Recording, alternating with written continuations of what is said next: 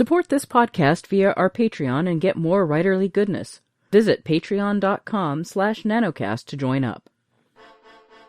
Welcome to NaNoWriMo Every Month. My name is J. Daniel Sawyer. I'm the author of some 20 books, 34 short stories, and numerous articles and other things, and I am your guide on this journey to use NaNoWriMo to level up to professional output levels. Welcome to The Questions, Episode 77. Today, JR asks, does it help your subconscious to go to other works that are totally different from what you were stuck on, or something similar? I could take this question in one of two ways, and so I'll do both. The first way is to ask whether when I'm blocked on one project, if it helps limber me up to go to entertainment that's completely different from what I'm doing. So if I'm doing something dark and gritty and humorless, to go and watch some Monty Python on TV, just to loosen my creative brain up. And that really depends on why I'm stuck. Sometimes hopping to the opposite end of the emotional spectrum will pop me out of whatever has bogged me down. Sometimes it'll just get in the way. If I'm having trouble getting into the headspace for a story or a book, either because I'm just starting a project or I'm coming back to it after having been jogged out of it for some reason or another, then I actually find that I like to read books and watch movies that are of the same emotional resonance as what I'm trying to produce. Because that primes my mind. It gets me subconsciously humming the right bass line to lay down my new tune. I tend to think of writing very like I think of music, so I use a lot of musical metaphors. You might have noticed. Now, the second way I could take this question is if I'm stuck on a project and I hop to a different project in order to work for a while. Does it help me to hop to something that's very different from what I'm working on or something that is very similar?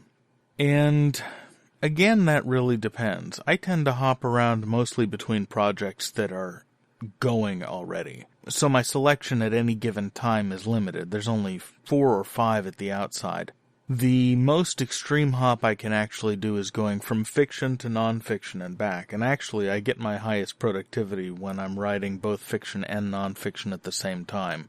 Something about engaging both sides of my brain simultaneously seems to make them both work better, which is why I'm looking forward to getting back to writing the next Everyday Novelist book here. Probably in another week and a half is when I'll start to have time again, because that should bump my fiction word count up handsomely. As far as jumping between different fiction projects, at any given point in my life, my answer to this question would be different.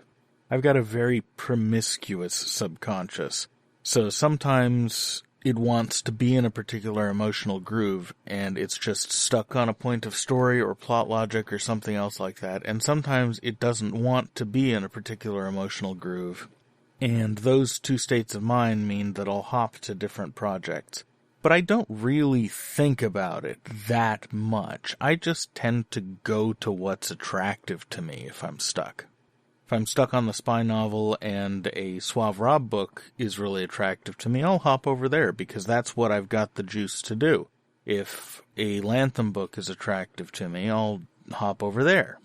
If I've got a standalone novel that's been moldering and something clicks in my brain that makes that really attractive, I'll jump to that. But I'll only think about jumping if I'm really, really stuck, or if the idea for the other book pops into my head and won't leave me alone, like it's actively getting in the way of me writing. Then I'll hop.